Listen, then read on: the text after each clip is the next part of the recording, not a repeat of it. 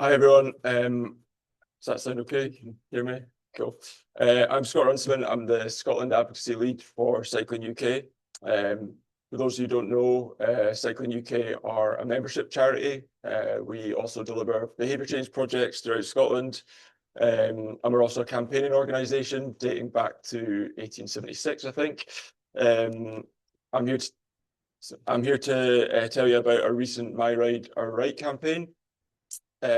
Essentially, it's a women's road safety campaign, but with a bit of a slight difference. And I'll tell you hopefully about the campaign, about the thinking behind the campaign, how we kind of got to it, some of our recent campaign actions and events, what we're asking for, what's next, and how you can get involved. So, firstly, I've got a quick video to show you, which was taken ahead of the campaign and kind of reflects the need that we're trying to address. We know that women want to cycle, but often they can't or they aren't doing so. And it's important to stress that this campaign has been informed and kind of led by women's experiences and real life experiences from the start. I'm just going to quickly show you the video.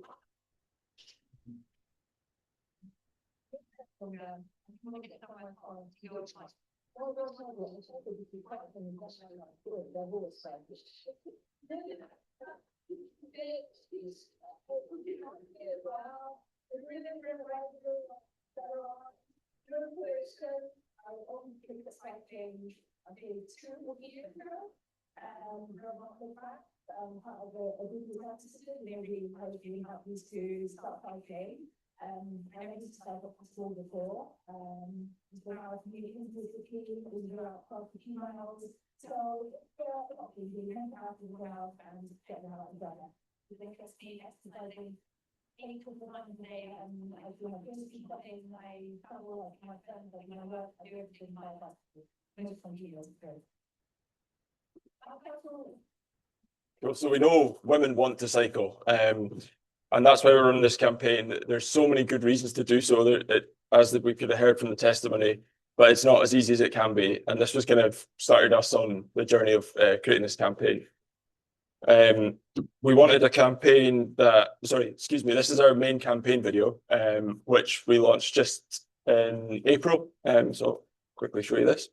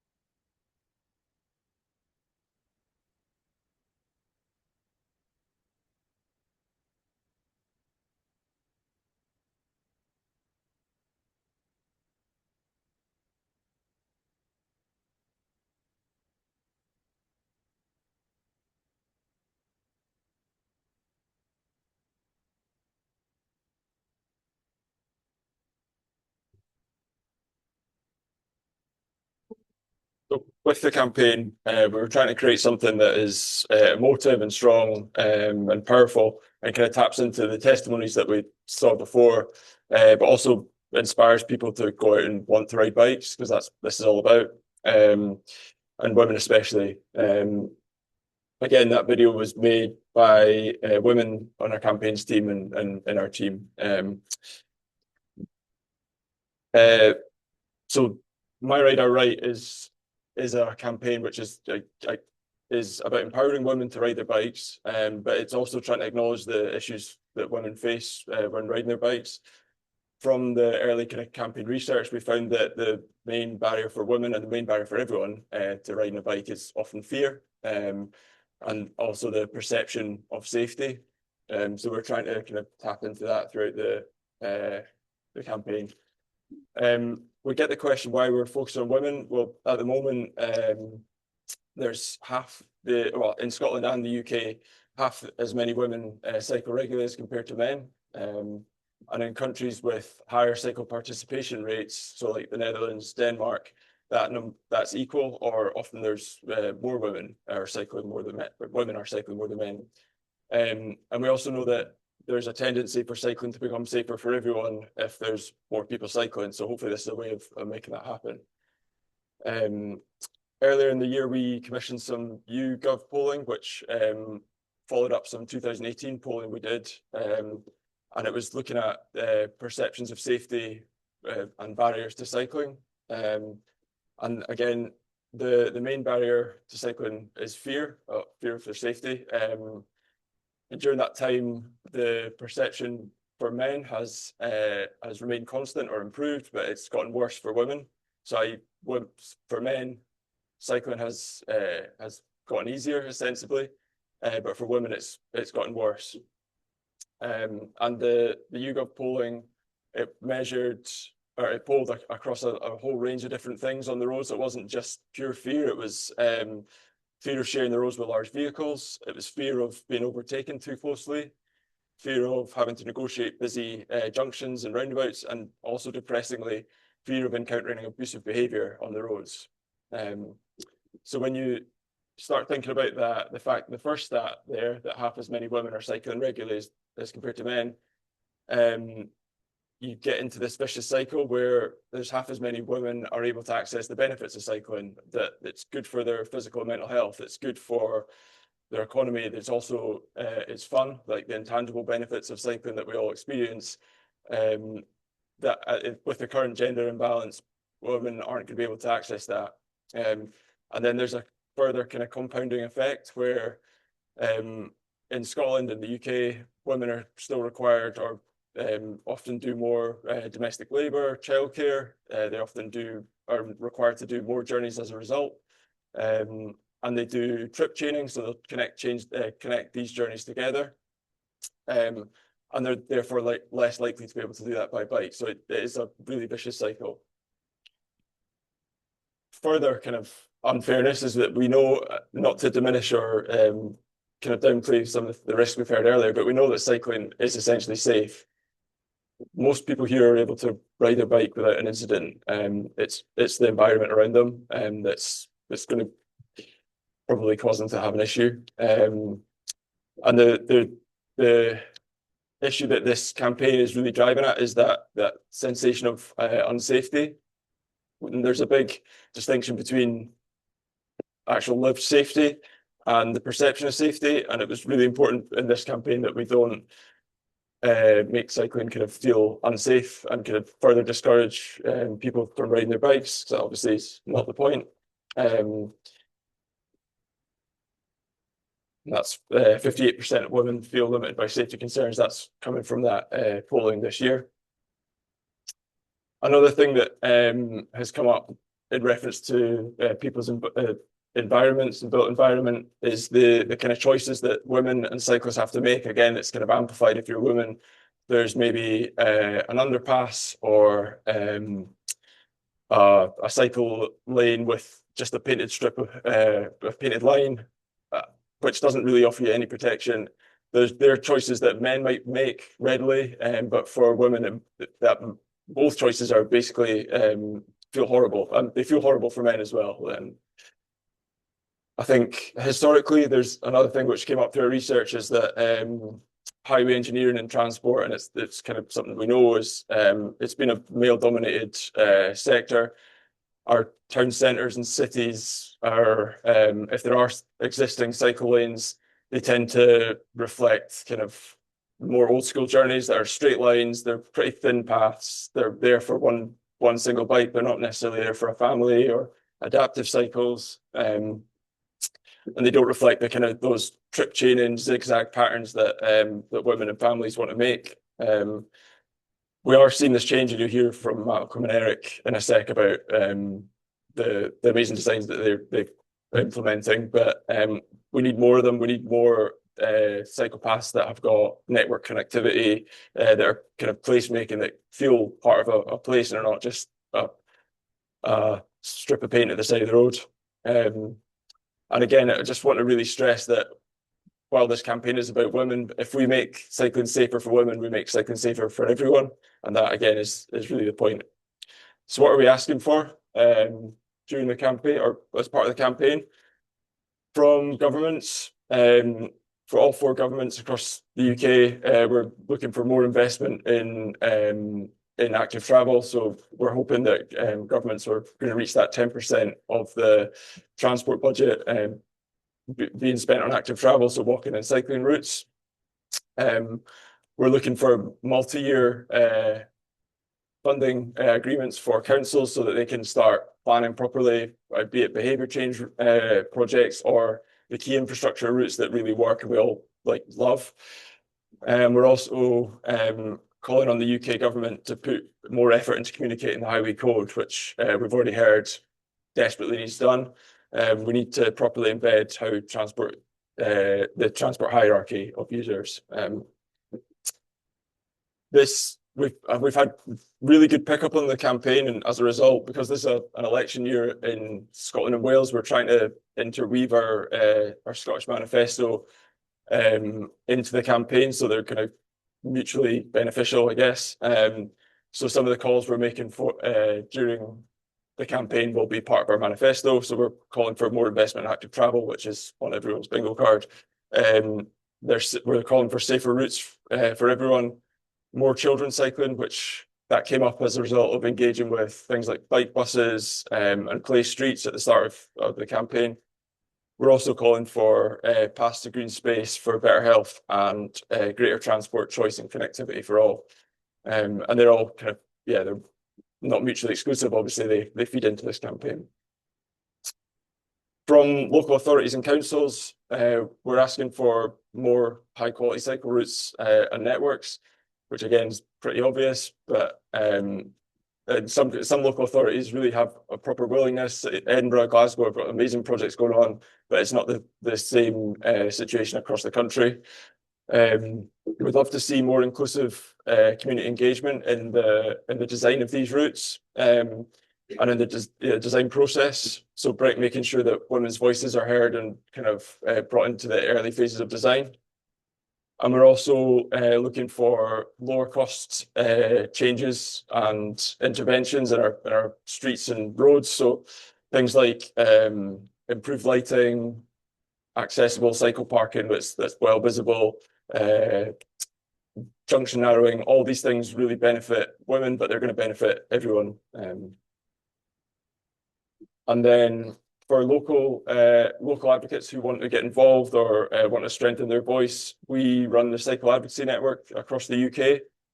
It's a knowledge sharing platform where there's individual reps, there's representatives of groups.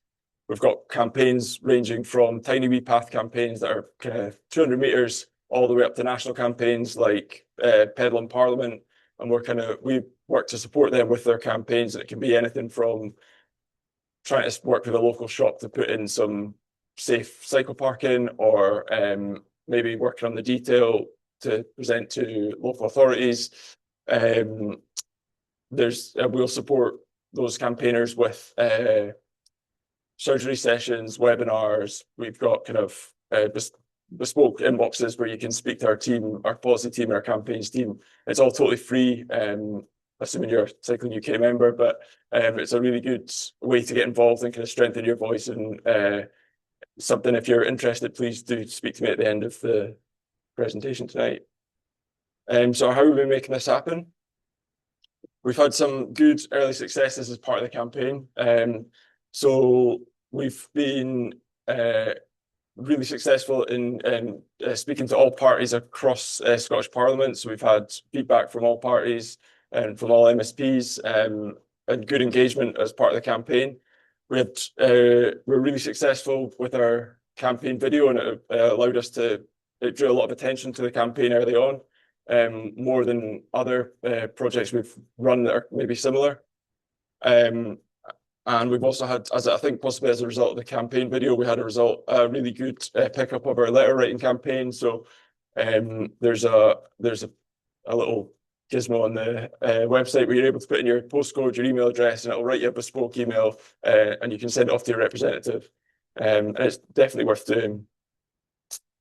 What's next? So we're in the process of creating a kind of good low-cost intervention Bible, or a kind of report that will be published. It's going to be, or it has been rather, it's been crowdsourced from users' experiences. So people have been able to geotag and take a photo of good bits of high quality infrastructure and low cost bits of infrastructure.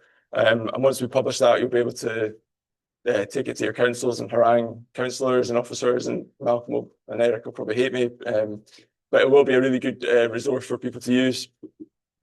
The glow rides, I'm going to tell you about a little bit more about that in just a second. And I've mentioned that it's an election year in Scotland and Wales. We're trying to tie the election into this campaign, or manifesto into this campaign. And we're now in the process of contacting all parties with our manifesto. We are trying to get meetings. We'll be hosting some hustings, hopefully, in the new year. And we've got a Hollywood event as well for the first time in the new year. So we could tell you quickly, so the glow rides have been a bit of a masterstroke and an unexpected success for us. There was 8 in Scotland. There's 67 across the UK. We helped organise these with kind of, I think it was about 2 months to spare, and we thought we might get 20 or so. And it just grew exponentially. I think it's tapped into something that was maybe already there. There's a lot of groups go out and do kind of reclaim the night rides. And we weren't trying to copy them or mimic them, but we were looking for groups to go out at the end of October when the light was fading, and show their support to the campaign. And we kind of knocked it out of the park. We had 8 in Scotland. I went up to the one in Kinross, which was actually their biggest ride they'd ever had. It was in the dark and it was freezing, but it still managed to be the biggest ride they'd ever had. There was trishaws, they had cargo bikes, everyone was totally bedecked in fluorescent colours. We had prizes available for the best dressed and most outrageous bike. And while I was up in Kinross, I received an email from one of the ladies who was taking part in the ride, and I thought I'd read that out because it's a really good testimony of what this campaign's about. So I feel I'm a good example of cycling for health. I only took up cycling in 2018 due to a neurological condition, Parkinson's. And I truly believe that cycling has not only helped slow down the progression, but helped save me from effects of another occasion where I've experienced prolonged trauma. I do not exaggerate when I say it literally saved my life. It's given me freedom, independence, and enabled me to go on several adventures. As we're now a one-car family, it's my main mode of transport, but some of the incidents, risks I come across are perhaps not for the faint-hearted. If you ask most women about cycling, the same fears arise: lack of safe routes, the highway code is not being robust enough, the use of should and must is unhelpful to deter dangerous, aggressive driving, and the knock-on effect of how society views cyclists isn't helpful. Police and local authorities have not followed up with reported incidents or shrugged them off as insignificant, based on my own experience. Also, simple changes would help cyclists, like signage if a road's closed, or traffic lights at roadworks to make sure safe passage for cyclists. So in a nutshell, cycling is not high enough priority for me, and in a society that believes we're a nuisance and way down the pecking order, it's not right. Sorry for having a wee bit of a rant. So in that email, she's kind of really succinctly shown the benefits of cycling, the barriers to cycling, and also this aspect of bravery that women and a lot of us have. And I think that's what this campaign is hopefully trying to tap into, is the fact that we needn't necessarily have to always feel brave to just go out and ride a bike. And I think as a result, if that were the case, more women and more people generally would be riding bikes. The responses of the so far, so there's some questionable numbers on here. We've had over 500 news articles. We've had 5.4 billion impressions, apparently, or my comms and media team tell me, but apparently that's a reliable number. We've had a load of website traffic. We've had extra cycle advocacy networks, reps and groups joining, and groups and reps who are women as well, which is really important. And we've had loads of social media buzz. I love social media. And as we have been successful with this campaign, we're going to continue to keep it running into at least May. So there's still loads of opportunities for you all to get involved. You can write to politicians using the website. Please share the good infrastructure guide when it comes out. If you'd like to become part of the Cycle Advocacy Network, then I'd love to chat to you. I've got some takeaway bits you can take. We'll have Hustings manifesto, and hopefully we can all just get more people riding bikes. Cheers.